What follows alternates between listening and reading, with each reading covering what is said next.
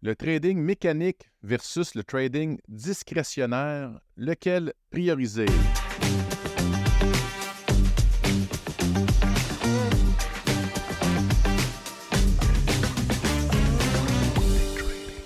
Salutations à vous, j'espère que vous allez bien. Un autre épisode avec un autre sujet de réflexion sur le merveilleux monde du trading, un sujet qui est quand même capital, je pense, puis d'actualité, parce que ça m'arrive régulièrement d'en parler avec des gens, même sans les nommer. Il y a beaucoup de questions qui se posent là-dessus. Qu'est-ce qui est le plus puissant entre le trading dit mécanique et celui qui est plus flexible de l'approche discrétionnaire, donc de l'être humain, du trader qui prend sa décision? Donc, on est à l'ère du trading automatisé puis des robots. Les gens ont beaucoup le goût de ça. On va se pencher sur le sujet pour essayer d'éclairer tout ça avec vous. Donc, c'est un sujet que pour bien des boursicoteurs, ça reste un grand dilemme, là. Est-ce que je peux me faire confiance puis avoir confiance en mon jugement plus intuitif ou est-ce que je dois m'en tenir à respecter des règles ultra strictes dans mes prises de décision? Ça, c'est une question qui est louable et justifiée. Puis, pour tenter de trouver la réponse et pouvoir maximiser nos résultats avec tout ça, je suis en compagnie, comme d'habitude, de mon gentil camarade François Joly-Dubois. Comment ça va, mentor? Super bien. Podcast va être super intéressant. On entend souvent parler, là, les robots qui font 10% par jour, les robots qui font 50% par mois, puis versus un humain qui trade, les fameux robots, les algorithmes. Les robots qui font moins 10% par semaine. Aussi. Fait que, bref, ça va éclairer, puis le but de ce podcast-là, c'est pas de dénigrer une méthode d'un autre, c'est de montrer les deux approches, simplement. Oui, en restant le plus objectif possible. Oui, c'est ça. Donc, avant de débuter, je vous invite à vous abonner, à vous assurer de ne rien manquer. Cliquez sur les notifications pour être avisé. C'est à fréquence de une fois par semaine en ce moment qu'on publie les nouveaux épisodes. Partagez à vos proches si vous pensez que ça peut les aider. Je pense que ça peut être utile à quelqu'un, c'est sûr. Puis en plus, ça nous encourage à en faire plus et à trouver des folles idées pour essayer de vous inspirer et de vous instruire. Alors, on se lance tout de suite sur le trading mécanique versus le trading discrétionnaire. Pour commencer, on va parler des différences entre les deux, là. Donc, l'approche technique systématique ou mécanique, des synonymes, comment tu définis ça, toi, François? Comment tu expliques ça à quelqu'un qui est nouveau, mettons, là-dedans? Mais on va y aller, quelqu'un qui connaît vraiment rien à la bourse, mettons. À la bourse, on peut utiliser des robots. Mais premièrement, la bourse, il y a deux approches, hein. Il y a la bourse fondamentale. Il y a la bourse, on peut y aller via analyse technique ou analyse fondamentale. L'approche technique, c'est vraiment avec des chiffres, avec des outils, avec des lignes, avec des moyennes mobiles, avec des statistiques. Donc, on essaye d'établir l'approche technique, là, mécanique. C'est, mettons, avoir un robot. On se faire un plan de match et avec des règles très strictes, là, genre, exemple, Apple touche un certain prix et puis ça rebondit sur une moyenne mobile, exemple, avec une tendance haussière. À la fin de la journée, t'achètes. Donc là, le monde va essayer de développer des robots. Puis il y en existe beaucoup sur le marché, là, on ne fera pas de publicité, mais il y a beaucoup de robots qui vous rentrez vos conditions et puis le robot va exécuter les conditions que vous avez établies. Donc, c'est tout simplement ça. C'est vraiment mécanique, comme ça dit. C'est robotique. Maintenant, aussi, avec l'intelligence artificielle, ça va devenir de plus en plus populaire. Et puis, en faisant ça, il y a des avantages, il y a des pour des contre, là, mais l'avantage principal, c'est la rapidité. Pas trop vite. Pas trop vite, je te coupe. Non. Tu vas trop vite, François. C'est la passion. Oui. Vous voyez, tantôt, on va visiter les avantages, on va visiter les faiblesses, tout ça, là, mais là, on va vraiment juste le définir, là. Fait que tu l'as bien résumé, là, tu sais, c'est vraiment ça. C'est avoir un robot qui passe l'aspirateur à notre place. Bon, exact. Sortir le balai, puis c'est nous autres qui le fait manuellement, mais le robot, le iRobot le fait pour nous. Oui, mais le but, moi, que je pense derrière ça, là, ce désir-là c'est pour bien des gens, c'est de sauver du temps ou de pouvoir trader que ça trade sans que tu sois là. Il y a des gens qui veulent ça, mais moi, je pense que le but ultime, ça serait de supprimer l'émotion humaine. Oui, Je pense que c'est la lacune. Un gros avantage. Oui. C'est ça, tu sais. Fait que les gens cherchent à faire ça. Si vous n'êtes pas capable d'avoir l'intelligence émotionnelle, puis vous paniquez, tu sais, tu vas avoir un robot qui roule, puis si tu le vois aller, tu paniques, tu vas le mettre à off, là. Ça va pas enlever tes émotions tout d'un coup, tu sais. Donc, on retient, ça peut être exécuté par des robots. Il y a des gens qui peuvent les coder. Puis comme l'a dit François, il y en a beaucoup. Si vous voyez des pubs vendre des robots, ben, c'est l'approche qui est utilisée. Puis là, à savoir est-ce qu'elle fonctionne, ben écoute, une fois, tu avais parlé, tu sais, que les les grandes firmes de ce monde qui utilisent ces techniques-là, tu parlais qu'il y avait des ingénieurs en informatique là, à Oui, 250 000 par année, je ne sais pas combien de c'est personnes. ça. Ben, gars, on va faire une parenthèse, là, Ouais. on parle de ça, là, mais Patrick pas m'énerve, là, mais il m'a titillé avec ça. Il y a deux sortes de robots, hein. Comme Patrick dit, il y a, il y a des logiciels robots que vous rentrez vos propres conditions, puis ça va exécuter qu'est-ce que vous dites. Puis il y en a d'autres qui vont vendre des robots, on va dire clé en main, qui dit que ça rapporte X% par mois ou par semaine. Encore là, je ne veux pas dire que c'est pas bon. J'ai beaucoup de réserves, tu sais, puisque j'en ai fait une publication récemment là-dessus. Est-ce que ça fonctionne, les fameux robots qui essayent de nous vendre là, sur Internet, qui rapportent, on va dire, 10% par semaine? La beauté de la chose, c'est que oui, ça existe. Est-ce qu'ils sont fiables, ceux qui essayent de vous les vendre? Ça, c'est une autre chose. Est-ce que ça a été back-testé sur plusieurs années? Est-ce que c'est qui ces personnes-là? Puis comme Patrick dit, je veux pas nommer de nom, mais j'ai un ami qui a une connaissance dans un hedge fund. Ils ne sont même pas sur Internet. C'est full secret. Puis eux autres, dans le temps, là, puis ça fait longtemps que je n'ai pas parlé, ils engageaient des mathématiciens, ils engageaient des actuaires. Puis dans le temps, je pense qu'ils payaient 250 000 par année pour essayer justement de développer des robots, des algos. Puis, fait qu'eux autres, ils ont un payroll, ils ont une masse salariale tu sais, de 10 millions par année. Ils ont 10 millions de personnes, de salaires. Ils ont une quarantaine de personnes qui travaillent 24 heures sur 24 à essayer de trouver des robots. Donc, encore là, je veux pas essayer de dire que c'est pas bon, puis que essayez pas, ça fonctionne pas, mais tu sais, monsieur, madame, tout le monde, puis même moi, là, tu sais, dans mon sous-sol, puis on essaye de trouver un système qui fonctionne, puis mettre ça robotisé, puis que ça va rapporter X par année. On compétitionne avec les meilleurs du monde. Mhm. Fait que c'est pour ça qu'un peu, moi j'aime ça, on en parlera tantôt, là, l'approche hybride, un peu comme Patrick fait aussi. Tu sais, Patrick, il programme beaucoup de choses avec le Forex, mais il y a quand même une portion humaine là-dedans. Ouais. Donc, c'est un peu comme mélanger le fondamental avec l'analyse technique. Tu sais. Juste un tout seul, c'est-tu bon? Oui, mais non. Mais si on peut combiner les deux, je pense que c'est mieux. Donc, bref, tu sais, je vais refermer la parenthèse. Si vous voyez du monde qui veut vendre des robots et qui vous dit que ça rapporte 10% par semaine, on parle de 500% par année. C'est pas impossible. Mais il a peut-être back-testé son système la dernière année ou les 2 dernières années. Tu sais, on le voit, qu'est-ce que ça l'a fait la dernière année. La bourse a explosé. Donc, si ça vous tente, je ne dis pas que c'est pas bon, mais si ça vous tente, posez des questions, investiguez. Moi, quelqu'un qui me dit que ça rapporte 10% par semaine, en partant, c'est un red flag. Je ne veux pas dire que le red flag, c'est pas bon, mais posez des questions. Posez des questions. Tu sais. Puis ça se peut que ça a rapporté son système 500% l'année passée, mais on base pas, on fait pas de l'investissement sur un truc qui a fonctionné pendant un an, tu sais, où on va mettre un petit capital, mais un peu comme les saisonnalités qu'on regarde. Moi, j'aime ça regarder, retourner 5 ans, 10 ans, 15 ans, 25 ans en arrière. Si quelqu'un me dit ça, puis je pense pas que ça existe, quelqu'un qui me dit que j'ai un système que ça a rapporté 10% par semaine, donc 500 par année, les 25 dernières années, j'en connais pas. Si vous l'avez, présentez-moi-le, mais ça n'existe pas. Donc, sur un an ou deux, ça peut exister, mais sur le long terme. Fait que bref, je ne dénigre pas ça, parce qu'il y a beaucoup de monde qui dit c'est bon, tu ne crois pas à ça.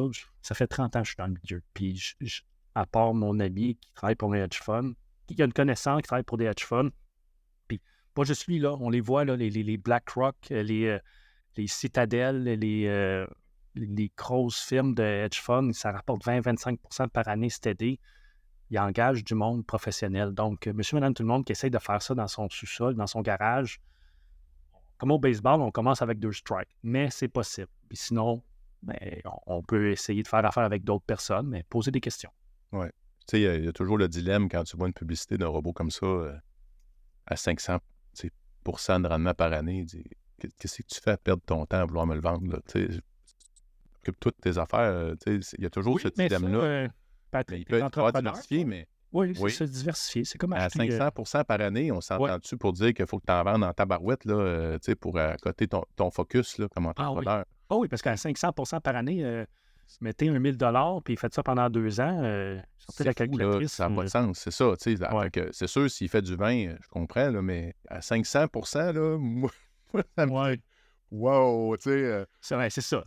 Comme tu dis, 5, 10 15, 20 c'est une affaire. Mais à 500 là, C'est ça. je vais mettre 1 000 puis écoute, tantôt, pendant que tu vas continuer à parler, je vais sortir une calculatrice là, puis financière, puis Ouais, mettons qu'on place 10 000 à 500 au bout de 4 ans, comment qu'on a dans le ouais, compte? Ça exact. doit être des millions puis des millions. C'est ça. Fait que Fait que bref, moi, quand c'est trop beau pour être vrai, des fois, faites juste poser des questions, tout simplement. Exact. Oui, c'est ça. Ou d'avoir. Écoute, as-tu des gens qui te l'ont acheté? Peux-tu me référer à des gens? C'est De ça, toujours avoir simplement. quelqu'un d'autre, un avis, quelque chose. Faire Mais ça là, de au-delà de voir. ça, tu sais, les gros, tu as parlé de BlackRock, tout ça, mais James Harris Simons, c'est un mathématicien milliardaire qui a été, à un moment donné, catégorisé le plus grand spéculateur, parce que c'est un mathématicien, puis c'est l'homme qui aurait craqué Wall Street. Si vous voyez ça, à un moment donné, se passer sur YouTube, l'homme OK. qui a craqué le code de Wall Street, parce que lui, c'est ça, c'est avec des mathématiques, mais lui aussi, il a une équipe de fous, là, à temps plein à travailler là-dessus. Donc, Ils on vont voit, ça se s'ajuster. peut. Ça se Mais peut. c'est ça, puis il s'ajuste continuellement, par exemple. Il ne va pas Ouais. rester que sa méthode. OK, on continue là, avec l'approche discrétionnaire pour la décrire. Donc, ça ne veut pas dire qu'il n'y a pas de règles. Hein? En général, il y a des règles, mais avec une souplesse. Puis ça, je pense que, François, toi, tu rentres là-dedans. Tu sais, c'est ton Ouais. style. Tu parlais de l'intuition du trader. Le feeling. Là, le feeling, là, ça, Patrick, puis il le sait, puis tout le monde le sait, le feeling, ça ne s'achète pas. Tu sais, on a bien beau vendre des formations ici puis là, mais le feeling, ça ne s'achète pas. Le feeling, ça se développe. Donc, il faut le vivre. Il faut. Puis bref, avec le feeling, je pense que c'est une très bonne corde qu'on rajoute à notre arc. Là. C'est un outil dans notre boîte à outils qui une coche de plus. Puis c'est ça. Moi, je me décris comme ça. Je suis vraiment quelqu'un de technicien avec des indicateurs, mais j'ai rien automatisé. Puis j'utilise mon feeling. Tu sais, des fois, même si ça dit achète, mais des fois, j'achète pas. Il y a une nouvelle qui va sortir ou j'ai identifié des patterns dans le passé que ça ne fonctionne pas. Fait que tu sais, ça, c'est notre expérience. Fait que l'approche discrétionnaire, moi, ça me convient mieux. Puis, tu sais, tu es quand même rigoureux parce que tu parlais de des indicateurs, tout ça. Puis quand on en a fait ensemble, puis on regardait des graphiques, tu es quand même by the book. Tu sais, dans le sens que si tu veux avoir un minimum de, je sais pas, 3 indicateurs qui tournent dans le même sens, si tu les as pas, tu n'iras pas juste avec ah oui, je vais y aller pareil. Tu sais, tu as dit j'ai un signal d'achat, mais j'y vais pas. Ben, ça doit être bien rare que tu as un signal de pas d'achat et tu décides d'y aller pareil. Tu sais. Ça, c'est pas la même chose. Non, c'est Ça pas, arrive. c'est pas la même chose, mais des fois, Ça arrive. ça l'arrive. Ça, c'est quand on se pense meilleur que le marché. Tu sais, des fois, on dit ah, ben, non, pas se penser meilleur que le marché, mais des fois, on a un feeling que tu sais, j'ai un indicateur sur 3 qui dit ah, je pense que ça se peut que ça soit bon. Puis moi, mon feeling me dit ah ouais, peut-être c'est bon. Mais oui, ça nous arrive pareil. Mais c'est ça. D'où l'avantage d'avoir un robot full mécanique. Lui, il pense pas. Fait que donc, Ouais. si tu peux avoir ton robot, puis toi, tu es en arrière de ton robot, puis tu regardes qu'est-ce qu'il fait, puis tu émets ton opinion là-dedans, mais à un moment donné, tu vas peut-être le mettre à off ou à on. Tu sais. Peut-être une autre façon de voir les choses.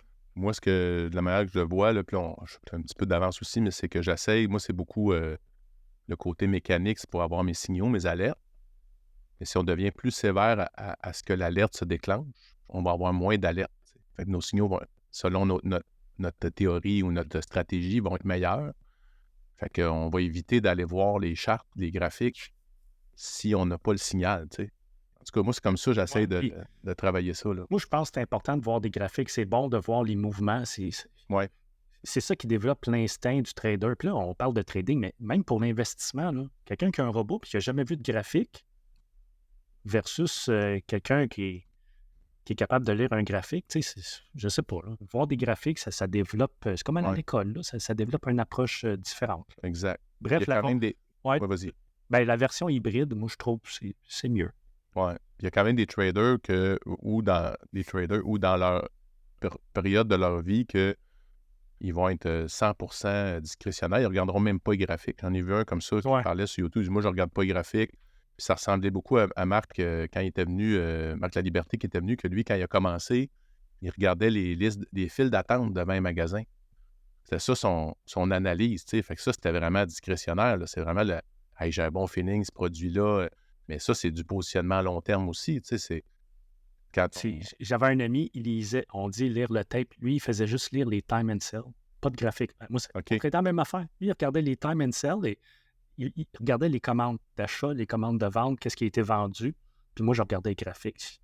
Au bout de la ligne, ça donnait la même affaire peut-être, mais moi, juste regarder des time and sell, je ne suis pas capable. Ça dépend de l'approche. Il faut se trouver une approche qui colle à notre peau. Ouais. Fait que lui, en voyant, les commandes augmentent, lui, il y avait il y avait quelque chose avec son expérience qui faisait qu'il savait s'il y avait un un petit peu plus technique, là, mais le market profile, ceux qui suivent le market profile, c'est un peu ça aussi. OK. Donc, si on se lance dans une ou l'autre des avenues, bien, ça a certaines exigences pour le trader. À part, là, on va quand même dire, on met le robot de côté, là, si on veut dire, on trade manuellement, mais on veut le faire de façon systématique, mécanique.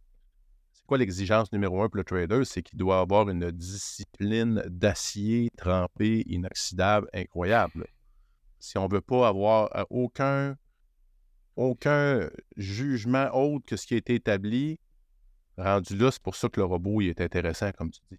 J'ai de la misère à croire l'être humain est capable de faire ça. Non, moi, je ne suis pas capable d'être discipliné à 100%. Puis, carte sur table, là, de temps en temps, je triche. Des fois, je triche puis ça fonctionne. Des fois, je triche, ça ne fonctionne pas. Je pense que mon trichage au bout de la ligne, ça s'équivaut. Mais avoir une discipline, non, on est des êtres humains, on ne peut pas. À 100%. Encore là, d'où l'avantage d'avoir un robot mécanique. Mais encore là, avoir un robot mécanique, ça prend un bon plan de match. Puis ça, si on veut mettre un petit peu d'émotion parce qu'on a de l'expérience du marché, mais ça, on ne peut pas vraiment le mettre. Mais encore ça, avec l'intelligence artificielle, ça va changer, ça. Ça va changer, ça. On va être peut-être capable de faire penser des robots comme nous autres, comme nous. Parce qu'au moment où on se parle, c'est plus facile pour un être humain d'identifier une tendance. C'est plus facile de penser à la nouvelle économique qui s'en vient, c'est l'actualité, le contexte, le sentiment de marché. C'est plus facile que la machine, mais en même temps, il y a des robots qui scannent Twitter là, sur les posts. Là. Ah oui, ça, on le voit. Là. Des fois, on se demande pourquoi un titre vient de bouger, puis je te le dis, là, j'ai vu aucune nouvelle. Mon premier réflexe, je m'en vais sur Twitter. On va dire X, là, mais Twitter. Ouais, excusez. Puis la nouvelle sort tout de suite. Là. Il y a tout le temps une explication quand on va sur X ou Twitter, nommez-le comme vous voulez. Là. Quand on va sur X, si vous ne voyez pas une nouvelle sortie, parce que par le temps que le journaliste ou la personne l'écrive, plus Enter, il peut avoir un certain délai, mais sur X, là, Twitter, c'est instantané. C'est instantané. Surtout qu'il y a quelque chose qui bouge, allez là-dessus, vous allez savoir pourquoi. Puis oui, c'est ça, il y a beaucoup d'algos qui sont branchés là-dessus. Des fois, un titre bouge, là, puis c'est pas un humain qui a fait ça, là, c'est des algos. Ouais. Qu'est-ce qu'ils ont vu? Une nouvelle qui est sortie sur Twitter. On est en transition là-dessus. Pour ce qui est du discrétionnaire, ben là, l'exigence pour le trader, tu l'as nommé tantôt, ça prend une grande expérience pour devenir bon. Ça prend, tant qu'à moi, des centaines, des milliers d'heures devant les graphiques pour atteindre un haut niveau d'excellence. Là, on ne parle pas d'être un amateur, là, on parle d'être un virtuose. Hein? Comme un musicien qui veut vraiment maîtriser, il y a des milliers d'heures devant lui à faire. C'est un grand défi parce que même quand je fais du backtesting, moi, ce que je vis, là, quand on fait du backtesting, supposons que mes chandelles, j'ai mis aux 30 minutes, je peux passer 3 jours en 10 secondes. Fait que là, j'ai pas l'émotion du lendemain ou du feeling où j'ai entendu dire que, ou il n'y a pas ça, j'ai pas. Il y a des affaires il y a même des indicateurs que j'appelle le sentiment de marché. Moi, je regarde ça, la force des devises dans le Forex, puis j'ai pas accès à ça quand je fais mon backtest. Fait qu'il me manque des morceaux quand je fais mon backtest. Puis ce que j'ai remarqué aussi, c'est que, supposons que j'en fais beaucoup d'une journée. Si tu en fais 15 minutes, c'est pas pire, tu vas respecter un peu ta méthode. Mais s'il y a eu des journées où j'en faisais 3 heures, mettons, là, après la 3e heure, je devenais plus lousse. Ah oui? J'étais plus permissif. Donc, le côté discrétionnaire, fait que je change un petit peu ma méthode. Fait que là, tu dis, ouais, mais c'est pas ça que je veux. Là. Je veux de la vérité. surtout quand on fait du backtesting, on va aller voir dans le passé les performances que j'aurais eues si je l'étais moi-même. Puis ça, je fais le backtesting manuel là, pour me pratiquer puis vivre vraiment le marché. Mais c'est sournois, puis c'est pas parfait. On ne peut pas arriver à reproduire ça. En tout cas, moi, j'y arrive pas. Reproduire ce qu'on vit dans le réel en faisant du backtesting quand on a du discrétionnaire. Le robot, Ouais. lui, il va te le faire. Tu payes sur Python, puis il te le dit tout de suite. Là. Toc, ça donne ça le rendement. Mais 99,9% des robots que j'ai vus, moi, la courbe était par en bas. C'est pas motivant. Ouais. Je m'en tiens à ça. Mais c'est un grand défi. Puis il faut quand même une rigueur quand même, puis essayer de s'écouter, puis pas... Parce que l'intuition, c'est beau, là, mais des fois, ça nous joue des tours. Tu sais, on peut devenir des gamblers, là. Il faut faire attention. Moi, ce que je ferais, c'est que je mettrais fin à l'épisode parce qu'on va se garder du contenu pour le prochain épisode. Donc, on a discuté déjà, on les a décrits, on a parlé des exigences. Dans le prochain épisode, on va parler des forces, avantages et faiblesses, puis voir un petit peu qu'est-ce qu'on peut faire pour fusionner tout ça, pour essayer de voir si on ne peut pas avoir une méthode hybride, là, comme François a expliqué tantôt. Alors, sur ce, moi, je vais vous souhaiter une belle semaine, bonne exploration, restez prudents. Apprenez à mieux vous connaître. On se retrouve dans 7 jours avec la suite de l'épisode. Alors, bon trading!